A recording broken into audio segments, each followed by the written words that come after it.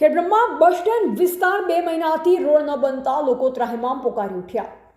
Bus stand નગરપાલિકા સંચાલિત Ambika complex 2 મહિનાથી રોડ ન બનતા ટ્રાફિક જામના દ્રશ્ય સર્જાયા છે। ખેડબ્રહ્મા ગામના આરાધના સિનેમાથી બસ સ્ટેન્ડ સુધીનો રોડ 1 કરોડ રૂપિયાના ખર્ચે આરસીસી રોડ બની રહ્યો છે, જેમાં આરાધના સિનેમાથી ડોક્ટર અમિતભાઈના દવાખાના સુધી રોડ બની ગયો, પરંતુ કોણ જાણે કેમ બસ સ્ટેન્ડ સુધી અડધો રોડ છેલ્લા 2 મહિના વીતી ગયા છતાં બસ સ્ટેન્ડ સુધી રોડ બનતો નથી।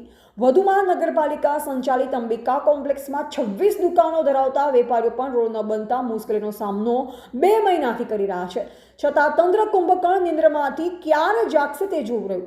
વાહન ચાલકો ઊંટ સવારીનો પરાણે આનંદ લેવો પડે છે। લોકોને જવા આવવા માટે ખૂબ મુશ્કેલીઓ વેઠી રહ્યા છે। 2 મહિના વીતી ગયા પણ રોડ બંધ રહેવાનું કારણ શું હોઈ શકે? તંત્રને અડધો રોડ બનાવવા માટે મુહૂર્ત જોવાનું બાકી છે કે શું? તંત્ર ધારા સત્વરે અધૂરો રોડ ચાલુ કરવામાં આવે તેવી લોકોની ઉગ્ર માંગ ઉઠવા પામી છે।